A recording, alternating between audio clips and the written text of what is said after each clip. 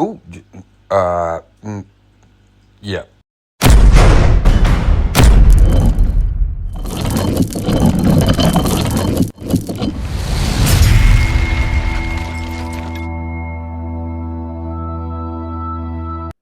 Hello, everybody, and welcome back to the next video in the basics series. Like I said, we are talking about heaters today. Now, heaters seem pretty straightforward, and I guess they kind of are. There's a couple of rules that most people sort of abide by, and it is a good idea too. But do you even need a heater? Depending on the fish you keep in, maybe you don't. But even with tropical fish, do you need a heater? If you watched the first video in the series, you already know the answer to that. But regardless, heaters make fish keeping easier. Just like every other piece of equipment that we are going to cover in the basic series, filters, air pumps, lights, it makes it easier. So believe it or not, heaters are not all created equal. There are a lot of differences. We have carbon fiber elements, we have metal elements, we have titanium casings, we have glass casings, we have plastic casings. I'm a little bit dubious about titanium ones because titanium is very expensive. You ever bought a titanium exhaust for your car? Many zeros on that check. Yes, I know there's a lot more metal involved in that, but really, I think it's going to be one of the cases of, yeah, sure. Yeah, it's a titanium coated housing. Yeah, sure. But also one of the drawbacks of these titanium heaters is that they never seem to have a thermostat in them, but yet they need thermostat control as heaters do. So it's kind of like the old days where the thermostat sits outside the tank and then the heating element is inside the tank. And I just, you're barely moving on from the Victorians who were putting hot coals under the tank. Yeah, that was a thing. So, general principle of a heater. We have a casing.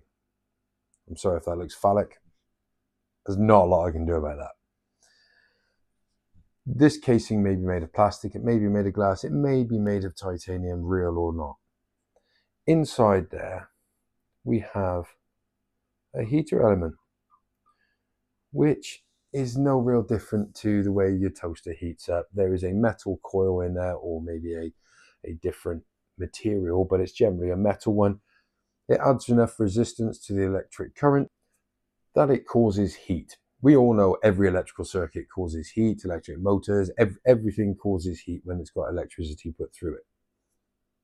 That heat then radiates out and warms the water. How can you make your heater more efficient? Flow. She's here again. Flow's always around. She's going to be here a lot in this series.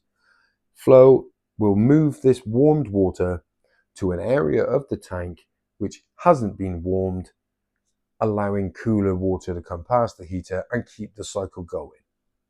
If you don't have sufficient flow in there, you could, if your tank is big enough, find that one end of the tank away from the heater is maybe 1-2 degrees cooler than the other end. Some people like to keep it low flow, very low flow, but then they will incorporate more heaters. Best placement for your heater. This comes up a lot on these dreaded Facebook beginner pages. How do we all orientate our heaters? Look at the instructions, that will tell you. How have we got to the point where somebody would rather ask a total stranger that they do not know can be trusted or has any experience in what they are asking for an answer on something that is on the back of the packet? I mean, turn it over, have a look. It's pretty much instant, right? But no. I'd like to go the rest of my day checking my phone to see if anybody's answered my question in a way that I like, because that's what they're really doing. They've looked at it and gone, it needs to be orientated that way, but I want to do it a different way. Let's see if someone says I can, and then blame them when it all goes horribly wrong. So, some heaters must be vertical. Some heaters can be 45 degrees. Some heaters can also be horizontal. Refer to the manufacturer's guides. The heater is designed to be efficient in its orientation. So in the case of one of the fluvels I've got upstairs, it's the awful one that I would never buy again with a digital display. It's got 2 temperature sensors on it and 2 flow sensors, one top, one bottom. It's designed to work upright. It performs best upright. Will it perform on a 45-degree angle? Yeah, no doubt. But it's designed to perform best in a vertical position. Temperature control. Do you even need temperature control? The heater needs a thermostat, and that is how we control temperature. But do you need to be able to adjust that? If you don't, there are heaters on the market that are preset. So this kind of makes them a little bit more reliable because there's less to go wrong. They're normally preset to 25 degrees, which is not great if you're trying to keep maybe a cooler species like paradise fish, white cloud mountain minnows, or if you're trying to keep rams or zebra plecos, equally not as great. So you're going to wonder why I didn't draw the top of the heater. And that's because I did that earlier and it was a mistake. Because I tried to incorporate all the different thermostat controls that you might find. And it doesn't look great. I mean, it's still going to look bad, isn't it? This is going to look bad. Okay. So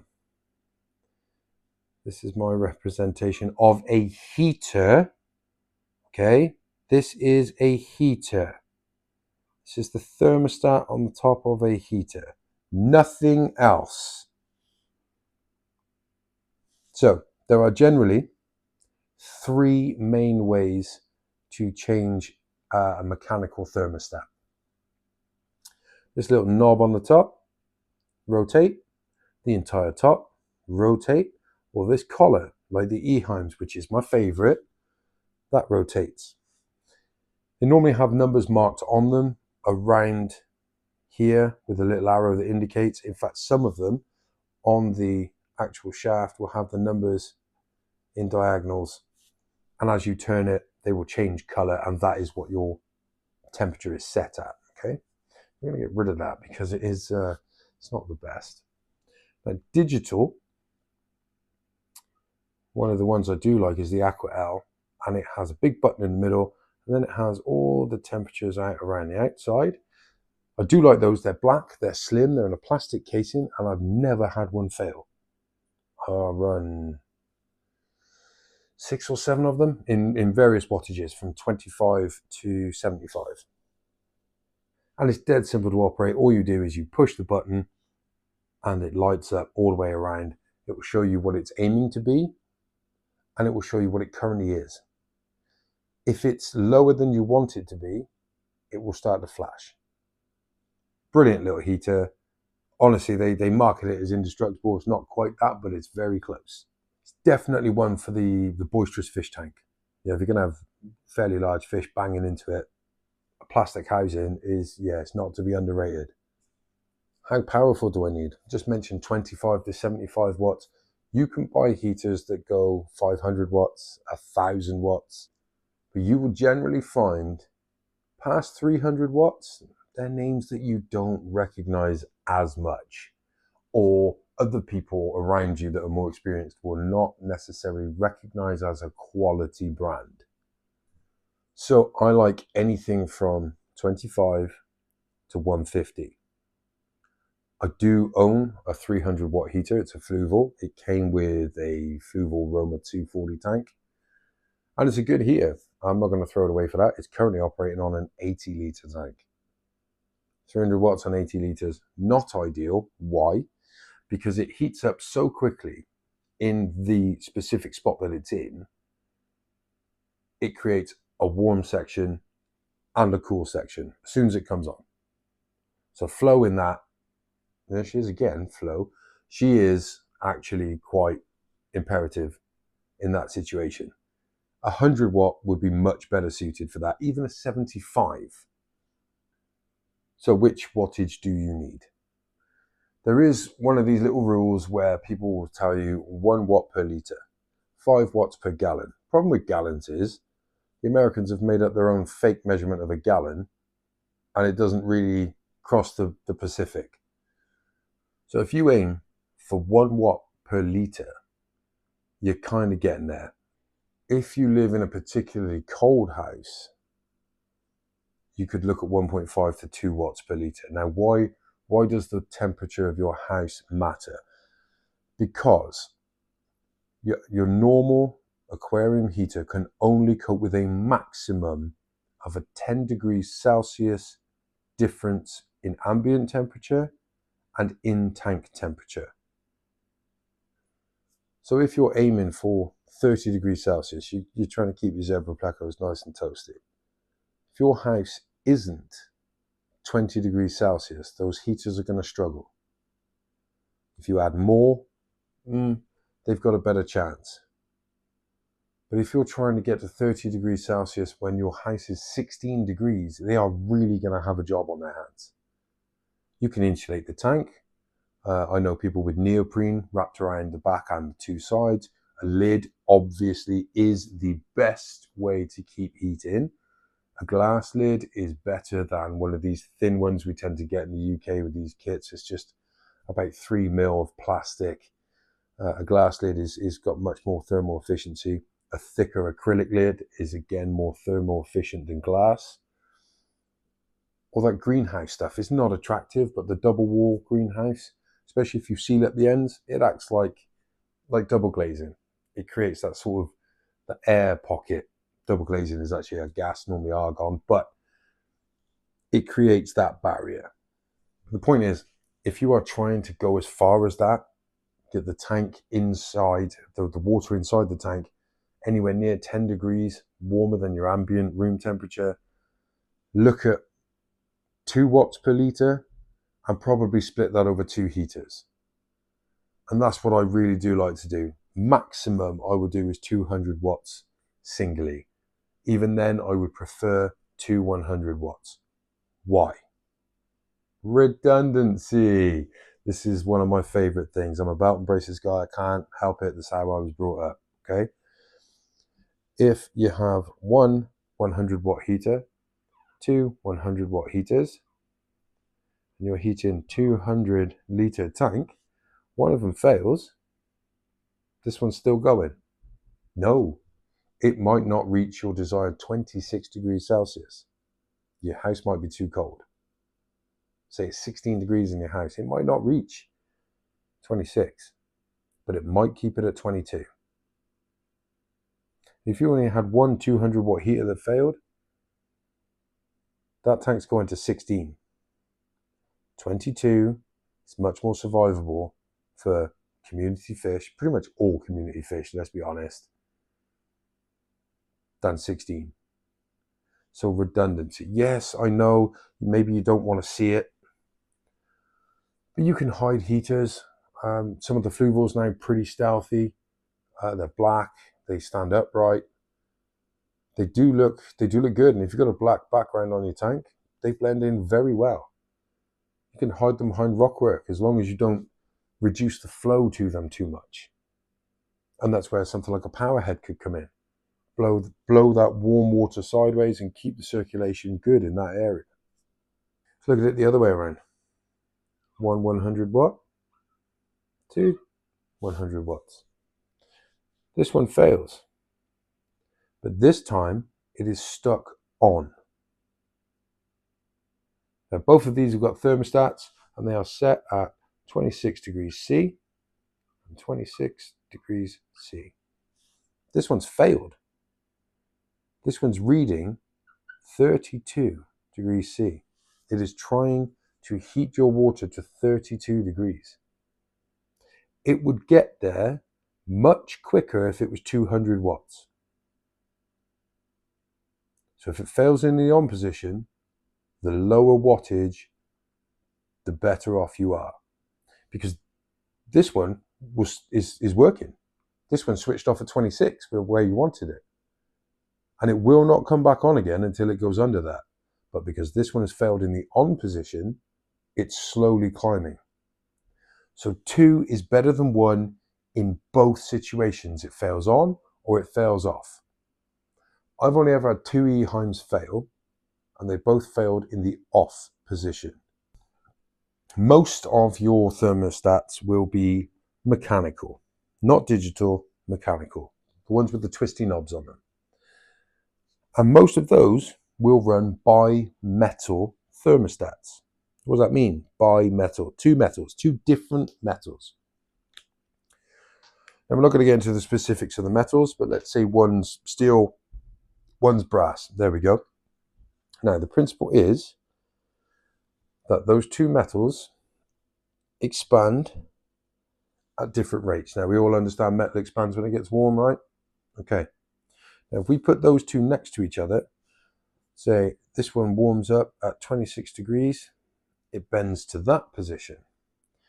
But at 26 degrees, this one has bent to that position.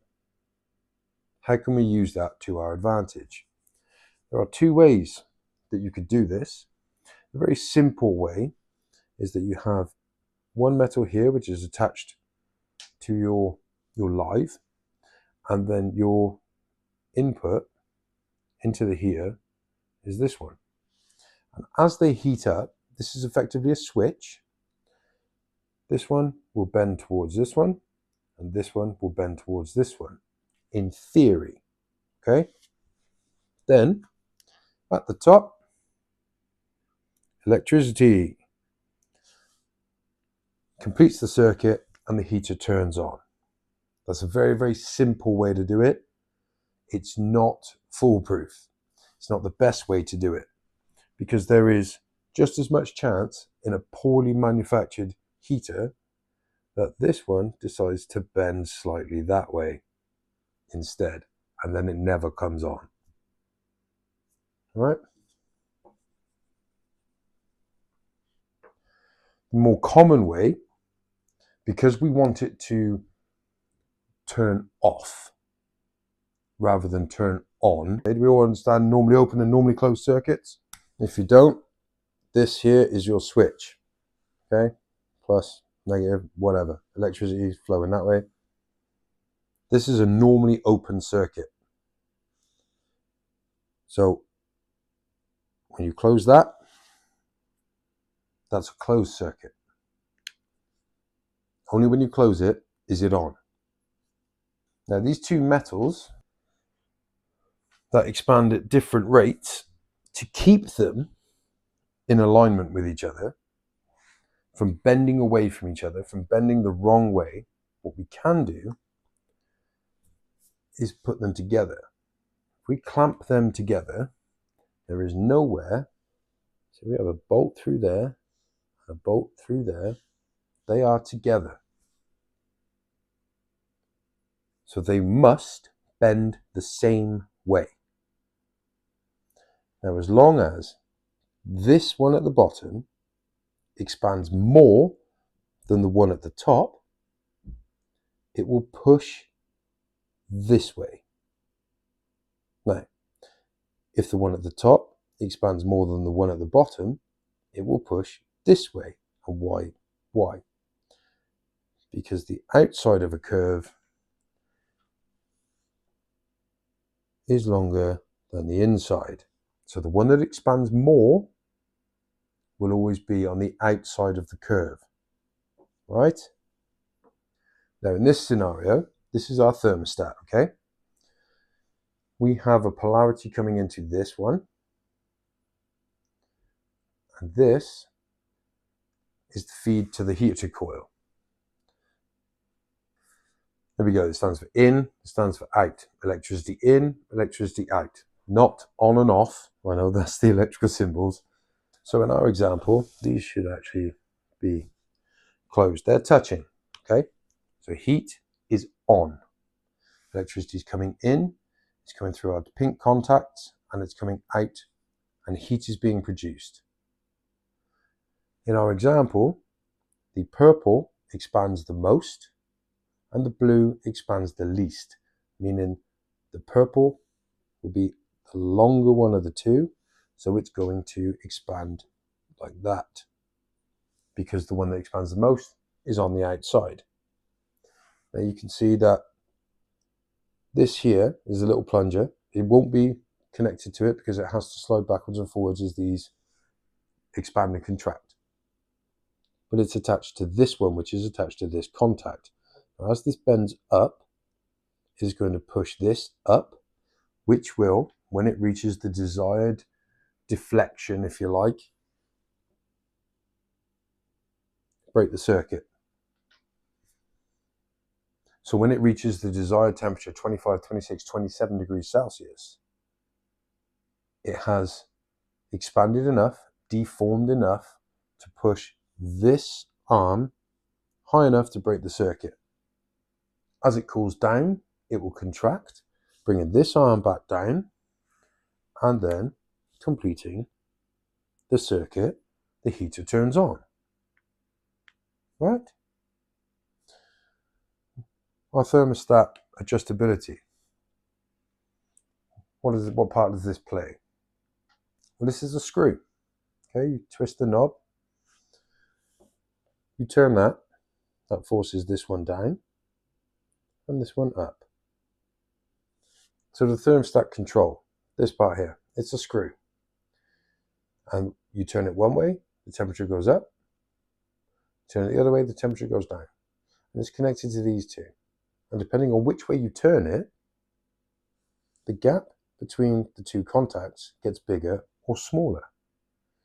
Now, the further apart they are, the more that this needs to expand to turn the heater off. The closer together they are, the less it needs to expand because it doesn't need to move up as much to break the contact. And it's very simplified, but I'm trying to get the basics understood. Well, if you're nothing to do with electrical circuits, it can be a bit of a weird one to work out because you expect it to close to come on all the time. Well, not all circuits run like that. In fact, the central locking in your car probably runs live all the time, and when you activate it, it's actually an earth that it is presented. We call that negative pulse locking, and it's something that is on most cars. And when you're fitting alarms, sometimes you have to reverse the polarity that the alarm system is expecting so that it can actually lock and unlock the door. That probably didn't simplify anything for people who are not into vehicle electrics, auto electricians, but yeah, unfortunately that's all I got. But hopefully that's given you some sort of insight into heaters. Well, I hope this has been informative for at least one person out there. If it has, then it's kind of been worth it. It's been a bit longer than you'd expect on heaters, but that's kind of how they work. Just in case you were wondering, really, because that doesn't really affect how you're going to use it. But heaters are great, and that's a little bit about how a bi-metal thermostat works. That's what switches it on and off. So I hope everybody's found a reason to smile today, and I hope you've found a way to hand one out to somebody else, because we need to keep this world smiling. See you in the next one. Air pumps.